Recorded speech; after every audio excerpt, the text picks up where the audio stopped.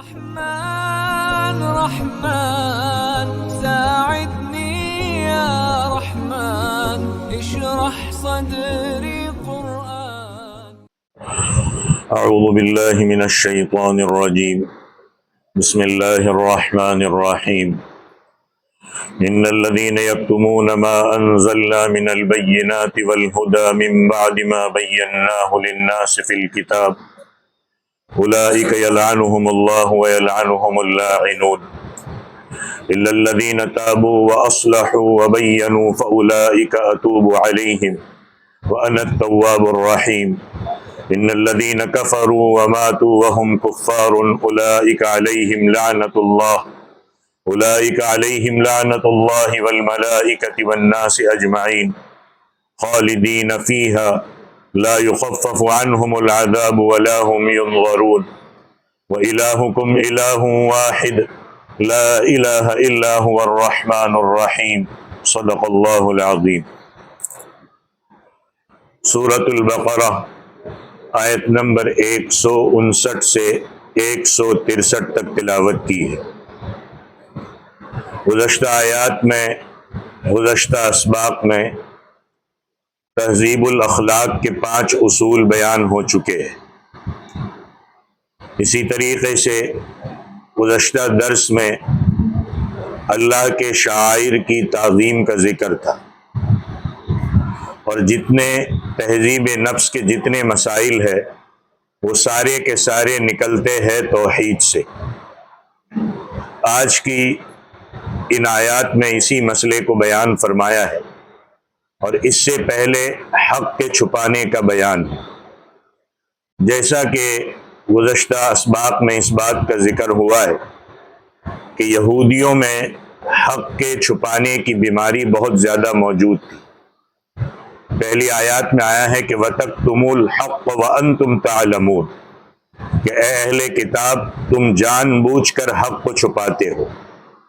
اسی طرح جب قبلہ بدلا گیا بیت المقدس سے بیت اللہ کی طرف، تو انہوں نے سوالات اٹھائے، اعتراض کیے. وہاں پر بھی اللہ تعالیٰ نے فرمایا کہ یعرفونہ کما یعرفون ابناءہم، کہ یہ لوگ اس حقیقت کو اسی طرح پہچانتے ہیں جیسا کہ اپنی اولاد کو پہچانتے ہیں، مگر اس کے باوجود انکار کرتے ہیں. تو یہ ان کے حق کے چھپانے کی واضح مثالیں ہیں. یہ ظالم لوگ جو حضور اکرم صلی اللہ علیہ وسلم کے بارے میں پیشین گوئیوں کو چھپاتے ہیں، اس کے بجائے لوگوں کے سامنے غلط باتیں بیان کرتے تھے. تورات میں رجم کا حکم موجود تھا، مگر یہودیوں نے اس کو چھپایا. اس کی تفصیل سورہ مائدہ میں موجود ہے. اللہ تعالیٰ نے بنی اسرائیل سے عہد لیا تھا کہ لَتُبَيِّنَنَّهُ لِلنَّاسِ وَلَا تَكْتُمُونَ، کہ تم لوگوں کے سامنے حقیقت حال کی پوری وضاحت کرو گے، اسے چھپاؤ گے نہیں. مگر اس کے باوجود انہوں نے کیا کیا؟ فَنَبَذُوهُ وَرَاءَ ظُهُورِهِمْ، ان لوگوں نے حقیقتوں کو پیٹھ پیچھے ڈال دیا. کأنہم لا یعلمون، ایسے جیسے جانتے ہی نہیں، یعنی سب کچھ جانتے ہوئے حق بات کو چھپایا. اب یہ حق کو چھپانے کی بیماری صرف یہودیوں تک ہی محدود نہیں ہے. یہاں پر جو اللہ تعالیٰ نے بیان فرمایا ہے وہ عام قانون کے طور پر اعلان فرمایا ہے، کہ نہیں کہ یہودی حق چھپائیں گے، عیسائی حق چھپائیں گے، مشرکین حق چھپائیں گے. نہیں، جو بھی حق چھپائے گا چاہے وہ مسلمان ہی کیوں نہ ہو. اللہ نے فرمایا ان الذین یکتمون ما انزلنا من البینات والہدی، جو لوگ بھی اللہ کی واضح باتوں اور ہدایت کو چھپاتے ہیں. کسی چیز کے بارے میں پتہ ہے کہ یہ حق ہے، لیکن اگر وہ حق میں لوگوں کے سامنے بیان کروں گا جیسا ہے ویسا، تو میری کئی چیزوں پہ زد پڑے گی، میرے لیے کئی مسائل کھڑے ہو جائیں گے، میرے کاروبار کو مسئلہ کھڑا ہو جائے گا. تو اب میں نے یا تو حق کو چھپا دیا یا پھر حق کی تعویل کر کے لوگوں کے سامنے پیش کی کہ دیکھو اس کا یہ مطلب ہے.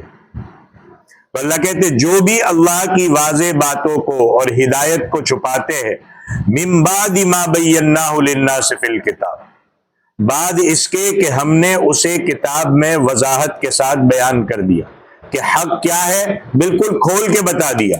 جو یہ کرتے ہیں اللہ کہتے ہیں اولئک یلعنہم اللہ ویلعنہم اللاعنون، کہ یہی وہ لوگ ہیں جن پر اللہ کی بھی لعنت ہے اور دوسرے لعنت کرنے والوں کی بھی لعنت ہے۔ جب اللہ کی لعنت ہو تو کیا بچے گا؟ اب ظاہر ہے کہ یہاں جو لفظ ہے ان الذین، یہاں یہ نہیں کہا اے یہودیو، اے نصرانیوں، اے مشرکو، اے مسلمانوں، سب شامل ہے اس میں۔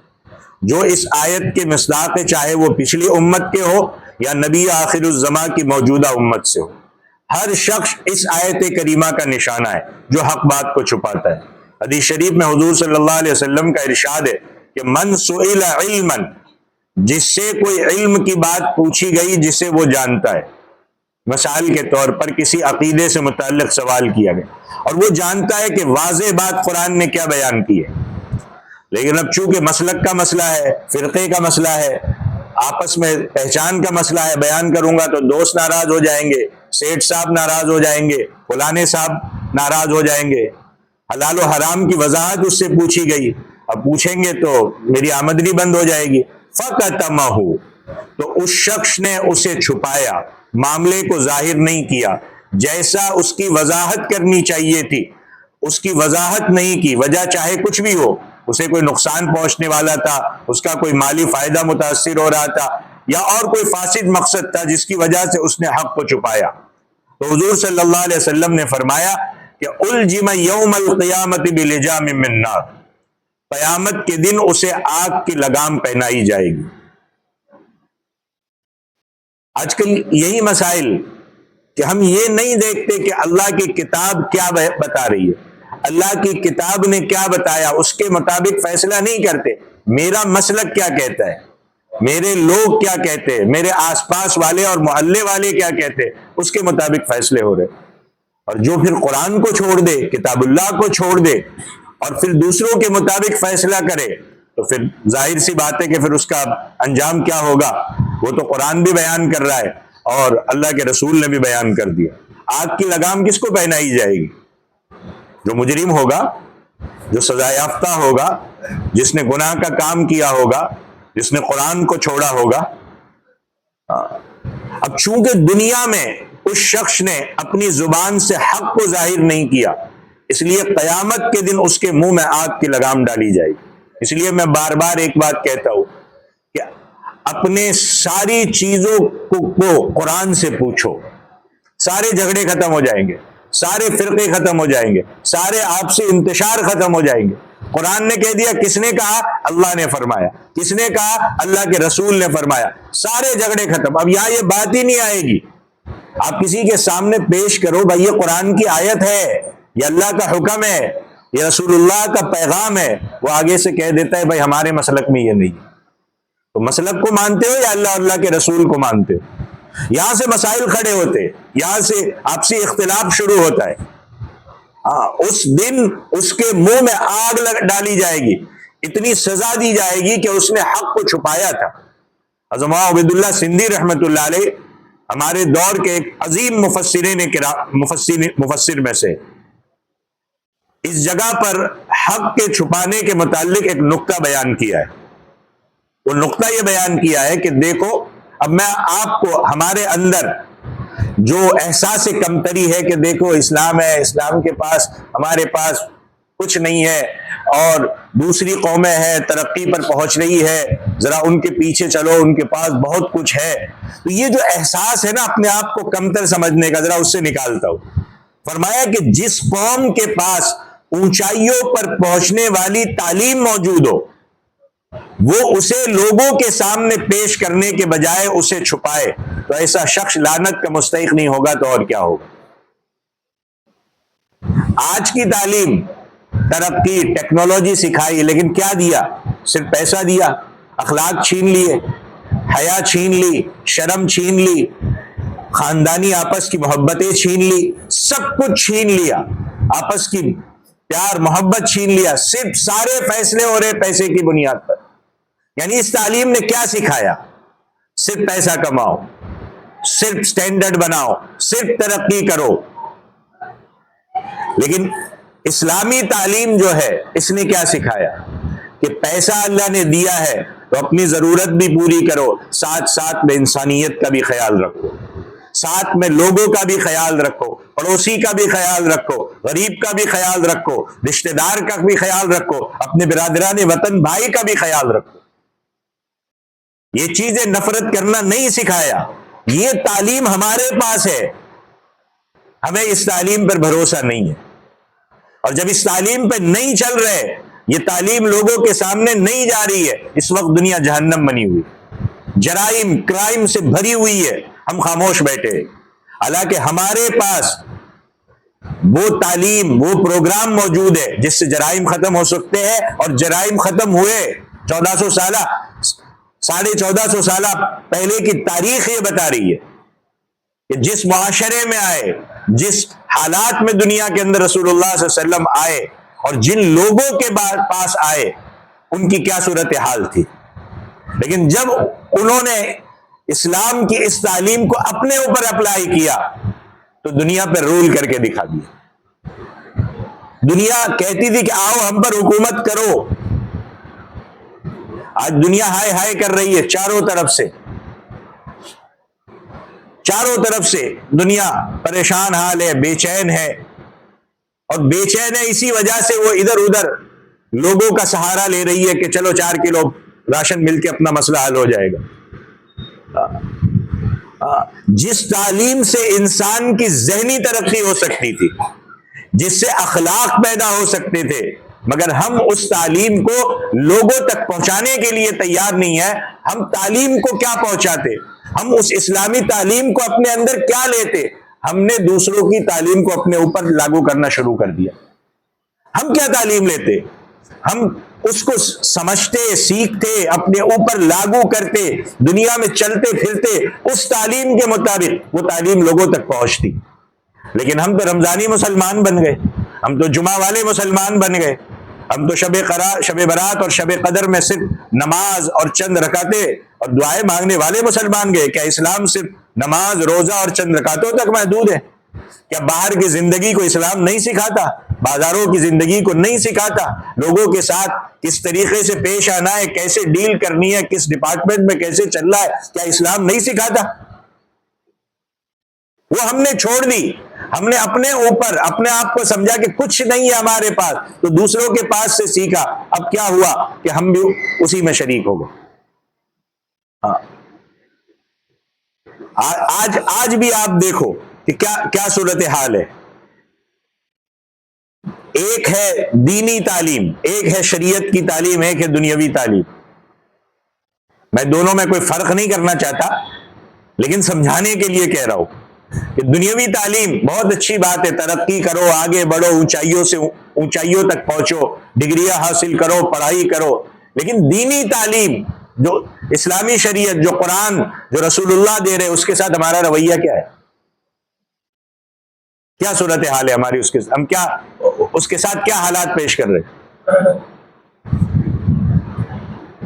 صرف میں کئیوں کو دیکھتا ہوں، ہم چاہتے ہیں کہ ان بچوں کو قرآن پڑھا دے، اور قرآن پڑھانے کے بعد پھر ان کو اور بھی بہت ساری چیزیں ان کو سکھائے، لیکن وہ پورا ایک ذہن بس گھسا پٹا 30 پارہ قرآن پڑھ دو بس ہو گیا بہت بڑا مسلمان، ختم۔ وہ بھی اس میں بھی جو بچہ 2 گھنٹہ آئے گا، وہ بھی بہت مشکل سے ہفتے میں مہینے میں 10 دن اڑا دے گا اس میں سے۔ ماں باپ تو کوئی فکر کرتے نہیں، گھر میں کوئی ماحول تو دیتے نہیں کہ روزانہ آدھا گھنٹہ 1 گھنٹہ نکال کے بچوں کو کچھ سکھائے، روزانہ وقت نکال کر کے بچوں کو کچھ سکھائے، وہ تو کرنے کے لیے تیار نہیں ہے۔ ان میں سے 2 گھنٹہ نکالا کہ چل بھائی ٹھیک ہے، جا قرآن پڑھنا ضروری ہے، گھسے پٹے الفاظ پڑھنا ضروری ہے، جا جا جا جلدی جا۔ اس میں بھی آج انگلی درد دے رہی ہے، آج کان درد دے رہا ہے، آج مہمان آ گیا، آج یہ ہو گیا، آج وہ ہو گیا، اور وہی مہمان آئے گا، وہی انگلی بھی درد دے گی، وہی کان بھی درد دے گا، لیکن اسکولی سسٹم کو چھوڑتے نہیں ہیں۔ ماریں گے، پیٹیں گے، آگے پیچھے کریں گے، ٹارگیٹ دیں گے کہ دیکھ اس بار اتنے پرسنٹیج آیا تو یہ چیز ملے گی۔ کیا یہی صورتحال دین کے لیے ہے ہماری؟ کیا ہم حق کو چھپانے کے جرم میں نہیں آ رہے؟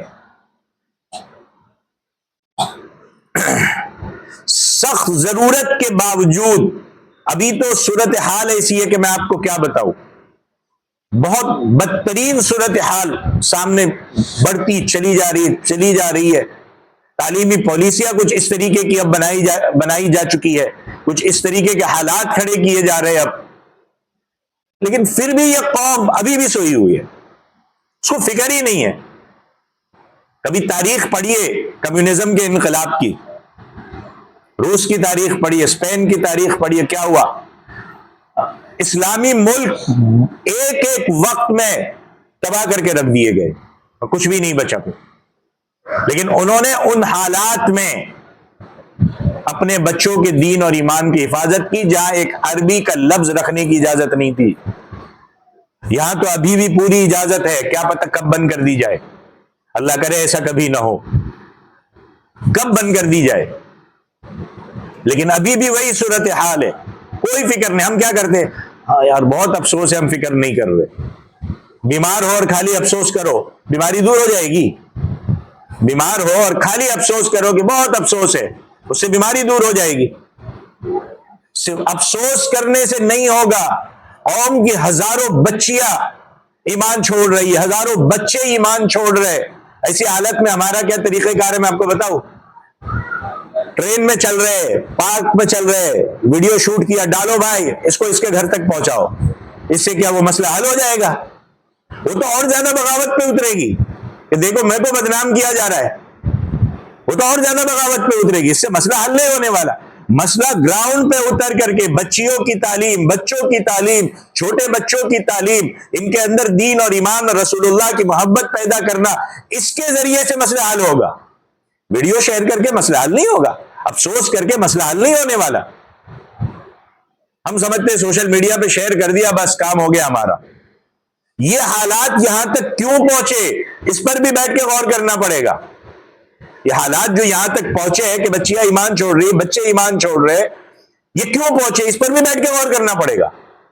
اور وہ کیوں پہنچے، کس وجہ سے ہوئے، کیا خامیاں تھی، ان خامیوں کو بیٹھ کر کے دور کرنا پڑے گا۔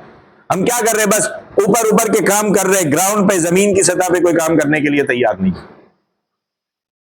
ہر محلے میں، ہر مسجد کے آس پاس میں باقاعدہ ایک بالغات بچیوں کا ایک سسٹم ہونا چاہیے، یا تو اگر مساجد میں جگہ ہو تو وہ روزانہ کا ایک سسٹم 2-3 گھنٹے کا وہاں بچیوں کا ہونا، جہاں بچیاں پڑھانے والی، عورتیں پڑھانے والی ہو، ان کے سامنے ایک اچھا نصاب تیار نہیں ہے تو آس پاس کوئی جگہ لے کر کے اس کی تیاری ہونی چاہیے۔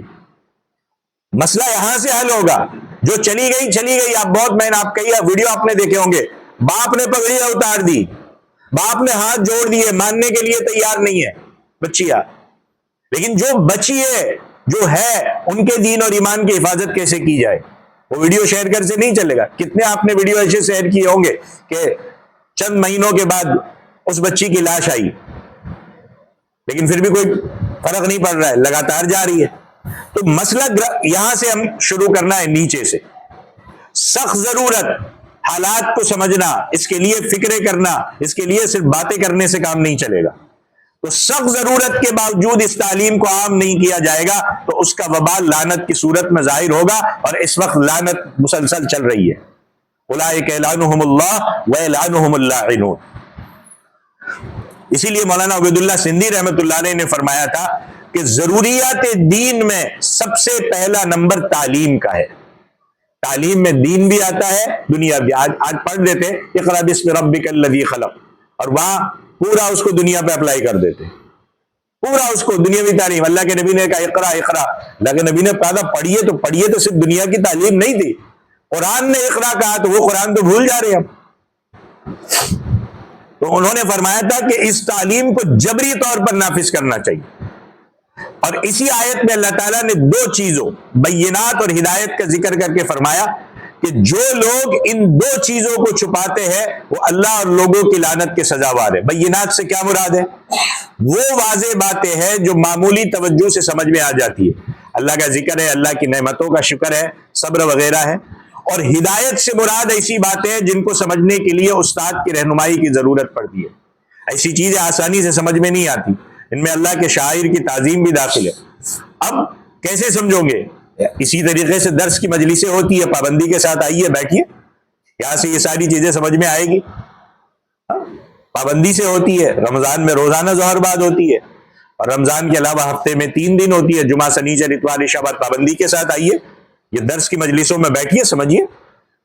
اللہ تعالیٰ ارشاد فرماتے کہ ان تمام چیزوں کو ہم نے کتاب میں بیان کر دیا، اس کے بعد اگر کوئی شخص انہیں چھپانے کی کوشش کرے گا وہ لعنت کا مستحق ٹھہرے گا۔ حق کو چھپانے کی بیماری مسلمانوں کے لیے بھی ویسے ہی خطرناک ہے جس طرح یہود و نصارہ کے لیے خطرناک ہے۔ اہل کتاب نے اللہ سے منہ موڑا، دیگر خرافات میں لگ گئے، ادھر بھی یہی حال ہے۔ مسلمانوں نے کیا کیا؟ قرآن کو پیٹ کے پیچھے ڈال دیا، ٹونے ٹوٹکے میں لگ گئے، بدعات اور شرک میں لگ گئے۔ ہم نے بھی وہی کیا، اللہ کی کتاب اور حق کو چھپا دیا، اس کو پیٹ پیچھے ڈال دیا۔ ظاہر ہے کہ ہمارا انجام بھی، قرآن نے کیونکہ ایک عام بات کہی ہے کہ جو بھی یہ کرے گا، تو ہو سکتا ہے ہمارا انجام بھی اہل کتاب سے مختلف نہ ہو۔ فرمایا کہ اب آگے اللہ تعالیٰ نے فرمایا کہ یہ جو لعنت کی یہ تعزیر ہے، اس سے وہی بچ سکیں گے الا الذین تابوا واصلحوا وبینوا، جنہوں نے توبہ کر لی، اپنے آپ کے اصلاح کر لی، خود کو سنوار لیا، فرائض اور حقوق ادا کیے، آئندہ کے لیے کچھ کرنے کا پکا ارادہ کیا، اور جس چیز کو چھپا رہے تھے اسے واضح طور پر بیان کیا۔ پہلے توبہ ہے، پہلے توبہ کی، اپنی اصلاح کی، خود کو سدھارا، واضح چیزیں کی۔ اللہ کہتے جس نے یہ کیا، باتیں کرنے سے نہیں کیا، فَأُولَئِكَ أَتُوبُ عَلَيْهِمْ، اللہ کہتے میں ایسوں کی توبہ قبول کرتا ہوں۔ دیکھو کرو گے تو توبہ، یہ نہیں خالی توبہ توبہ، دو ہاتھ مارے، دو گال پہ ادھر ادھر بولے توبہ توبہ، نہیں۔ اللہ کہتے میں ایسے ہی لوگوں کی توبہ قبول کرتا ہوں، اور اللہ فرماتے وَأَنَا التَّوَّابُ الرَّحِيمُ، اور میں توبہ قبول کرنے والا مہربان ہوں۔ مطلب یہ ہے کہ جو کوئی شخص پچھلی کوتاہیوں سے، پچھلی غلطیوں سے توبہ کر کر سیدھے راستے پر آ جائے تو میں اس کی ساری لغزشیں معاف کر دوں۔ ایسا نہیں کہ رمضان ہے بھائی ابھی معافی مانگ لو، عید کا چاند ہوا اس کے بعد سب جائز ہے تو اس کو توبہ نہیں کہتے۔ رمضان ہے رشراب چھوڑ دی اس کے بعد سب جائز ہے، اس کو توبہ نہیں کہتے۔ ابھی رمضان ہے ذرا گانا سننا چھوڑ دو، میوزک دیکھنا چھوڑ دو، رمضان ہے احترام کرو، بعد میں سب کچھ کر لیں گے، اس کو توبہ نہیں کہتے۔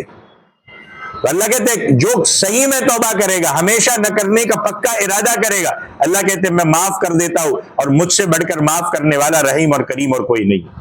اللہ کہتے ہیں حتیٰ کہ جس نے کفر اور شرک سے توبہ کر لی، جس نے بڑے بڑے گناہوں سے توبہ کر لی، اللہ کہتے ہیں میں ان کو بھی معاف کر دیتا ہوں۔ اس کے برخلاف ان الذین کفروا وماتوا، جنہوں نے حق کو تسلیم کرنے کے بجائے حق کا انکار کیا اور اسی حالت میں ان کو موت آ گئی، وہم کفار، اور وہ کافر ہی رہے، توبہ نہیں کی، اللہ کہتے اولئک علیہم لعنت اللہ والملائکہ والناس اجمعین، ایسے لوگوں پر اللہ کی، اس کے فرشتوں کی اور تمام لوگوں کی لعنت ہوگی، خالدین فیہا، اور اس لعنت میں وہ ہمیشہ رہیں گے۔ اور کیا فرمایا؟ لا یخفف عنہم العذاب، ان کے لیے عذاب ہلکا نہیں کیا جائے گا، ولا هم ينظرون، انہیں کوئی مہلت بھی نہیں دی جائے، مہلت موت تک تھی، اس کے بعد کوئی مہلت نہیں۔ مقصد یہ ہے کہ جو لوگ کفر کی حالت ہی میں مر جائیں گے وہ ہمیشہ عذاب میں مبتلا ہوں گے، نہ تو ان کے عذاب میں کچھ کمی آئے گی، نہ ہی اس عذاب کو کچھ دیر کے لیے ذرا مؤخر کر کے انہیں مہلت دی جائے۔ لعنت کا عذاب اس قدر سخت ہوگا۔ اب مسئلہ لعنت کے متعلق مفسرین اور فقہاء کرام فرماتے ہیں، غور سے سنیے گا کیونکہ ہمارے اندر بہت بری عادت ہے لعنت ملامت کرنا، کسی کو بھی چھوٹی چھوٹی بات پہ ناراض ہو جانا، چڑ جانا، لعنت کرنا۔ کہا کسی پر لعنت نہیں کرنی چاہیے سوائے اس کے کہ یہ ثابت ہو جائے۔ آپ اس پر لعنت کر رہے، ہو سکتا ہے کچھ سامنے اس نے کوئی غلطی کی ہو، گھر میں جا کر اس نے توبہ کر لی ہو، وہ اس کا اللہ جانتا ہے۔ جب تک پتہ نہ ہو کہ اس کا خاتمہ کفر پر ہوا ہے لعنت نہیں کرنی چاہیے۔ کسی کافر پر بھی اس کی زندگی میں لعنت نہیں کرنی چاہیے، کیونکہ ممکن ہے وہ موت سے پہلے توبہ کر لے۔ ابلیس پر لعنت کرنا جائز ہے کیونکہ اس کا کفر تو معلوم ہے۔ اس کے علاوہ برائی پر لعنت درست ہے۔ صحابہ کرام کو برا بھلا کہنے والوں کے متعلق فرمایا لعنت اللہ علی شرکم، کہ تمہارے شر پر خدا کی لعنت، تمہارے اوپر نہیں، تم جو برائی کر رہے ہو اس برائی پر اللہ کی لعنت، برا کام کرنے والے پر لعنت، لعن اللہ السارق، چور پر اللہ کی لعنت، لعن اللہ من سب والدی، اپنے ماں باپ کو گالی دینے والے پر خدا کی لعنت، کسی کا نام لے کے نہیں۔ لعنت. اسی طرح فرمایا لعن اللہ من غیر منال الارض، مشترک زمین کے نشانات مٹانے والے پر اللہ کی لعنت. لعن اللہ من ذبح لغیر اللہ، غیر اللہ کے تقرب کے لیے ذبح کرنے والے پر اللہ کی لعنت. اللہ کے علاوہ کے نام پر کوئی چیز ذبح کر رہا ہے، اس کا چڑھاوا چڑھا رہا ہے تو اس پر لعنت. فرمایا حقیقت یہ ہے کہ وَإِلَٰهُكُمْ إِلَٰهٌ وَاحِدٌ، تمہارا معبود صرف ایک ہی معبود ہے، کوئی معبود اور ہے ہی نہیں، لہذا عبادت صرف اسی کی کرو، کفر اور شرک سے باز آ جاؤ. یہ جو لفظ الہ ہے نا وَإِلَٰهُكُمْ، اس میں محبت کا مفہوم پایا جاتا ہے اور اس کا معنی ہے فریفتہ. اس لیے الہ کا معنی کئی لوگوں نے دلربا بھی کیا ہے. شاہ فضل الرحمان گنج مراد آبادی نے اس کا ترجمہ کیا ہے من موہن، کیونکہ ہر زبان میں سمجھانے کے لیے اس کا ٹرانسلیٹ کرنا پڑتا ہے. تو لفظ الہ میں محبت کا عنصر پایا جاتا ہے، اور حقیقی محبوب کون ہے جس سے محبت کی جائے؟ خدا تعالی. لہذا اللہ کی وحدانیت پر ایمان لانا چاہیے، خالص اسی کی عبادت کرنی چاہیے، اس کی وحدانیت پر ایمان لاؤ، اس کے ساتھ کسی کو شریک نہ بناؤ.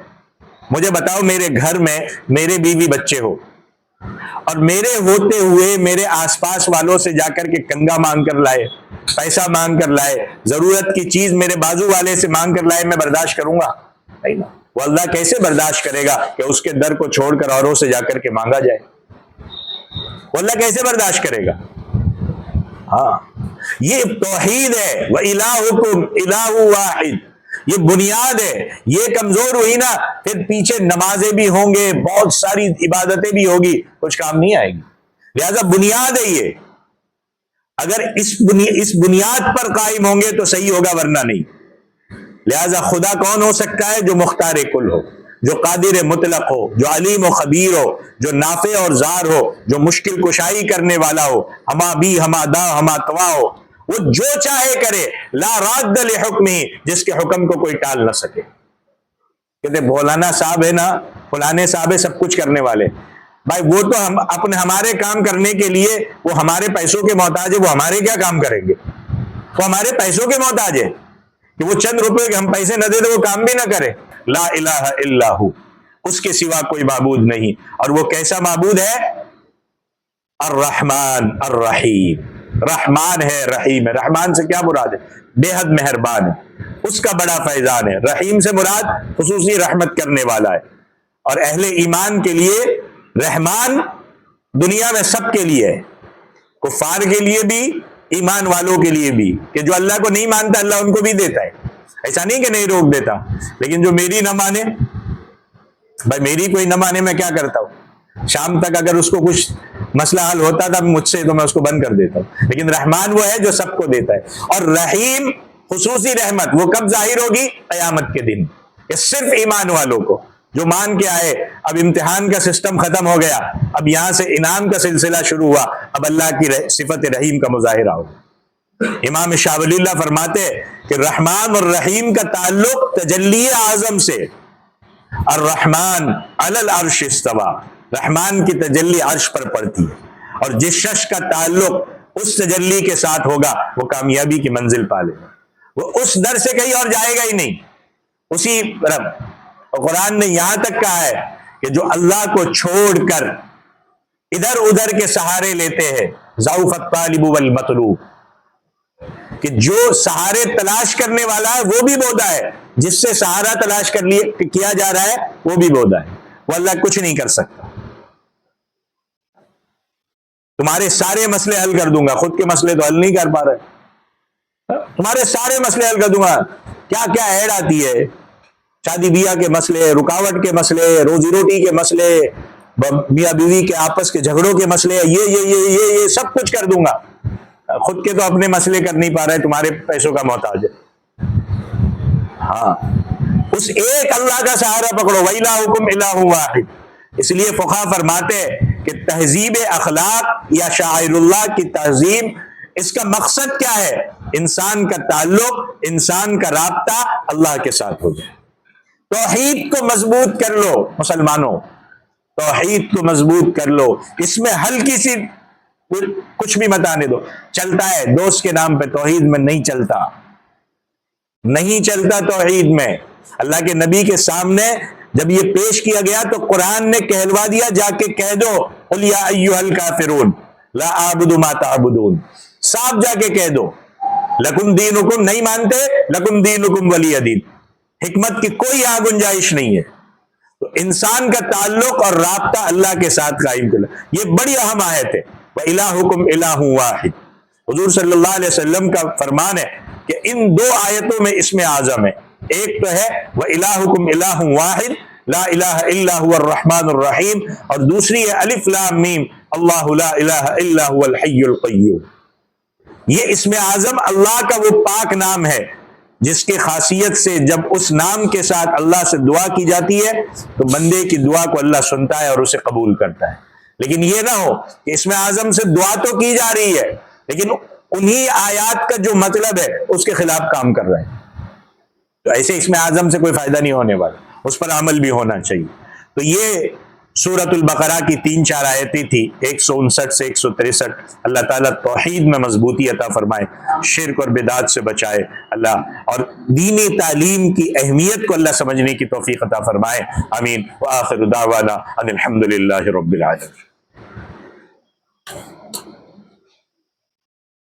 أيا من يدعي الفهم إلى كم يا أخ الوهم تعبي الذنب والذم وتخطي الخطأ الجم، أما بان لك العيب أما أنذرك الشيب وما في نصحه ريب ولا سمعك قد صم، أما نادى بك الموت أما أسمعك الصوت